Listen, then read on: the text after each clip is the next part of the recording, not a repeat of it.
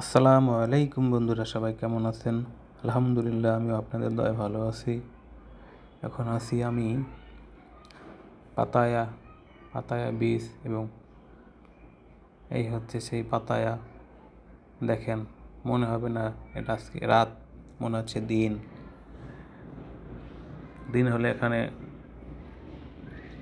দিনে একরকম, রাতে একরকম। দিনও দেখাবো আপনাদের ভিডিও, তো রাতের ভিডিও দেখেন। এই হচ্ছে রাত, সবাই সবার মতন চলতেছে, রঙ্গনীলা চলতেছে।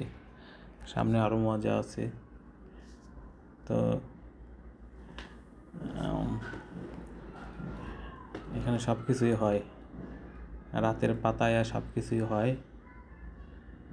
তো দেখেন, এই হচ্ছে পাতায়া বীচ,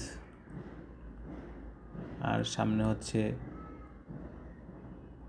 আরও যাব, সামনে দেখতে পারবেন।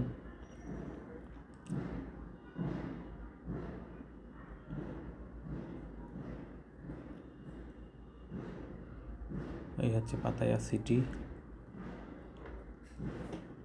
তো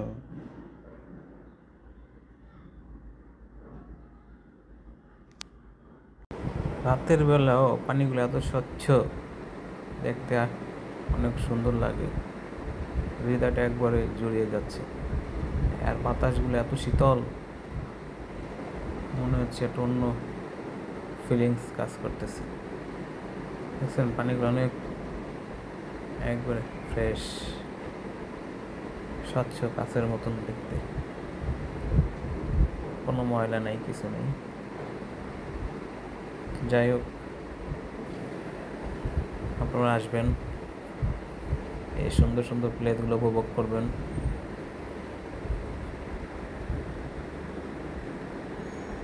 এই যা চলে আসছি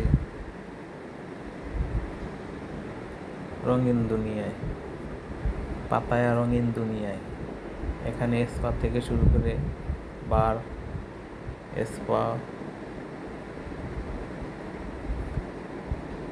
সি ফুড, কি নাই এখানে সব কিছু পাবেন। বাকিগুলো বললাম না। তো মনে হয় না এখানে রাত, মনে হচ্ছে দিন। দিনের এক ভিউ, রাতের এক ভিউ। এখানে আসলে হাত ধরে ডাকাডাকি করবে, তো সাবধান। আর যারা স্পা করবেন তাদের জন্য সমস্যা নেই।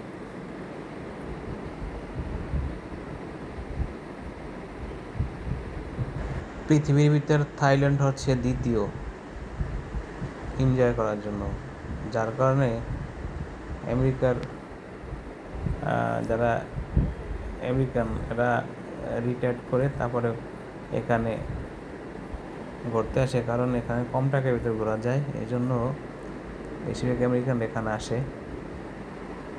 তো ওদের সময় পার করার জন্য অন্যান্য কান্ট্রি থেকে আসে, তো আমেরিকান অনেক আসে। ইন্ডিয়ান আছে প্রচুর এখানে। তো বাঙালিরাও আসে, আমরা বাংলাদেশিরা আসি। তো যাদের টাকা পয়সা আছে তারা তো অবশ্যই এখানে আসে স্পা নেওয়ার জন্য। এই চিংড়িগুলো আসলে অনেক বড়।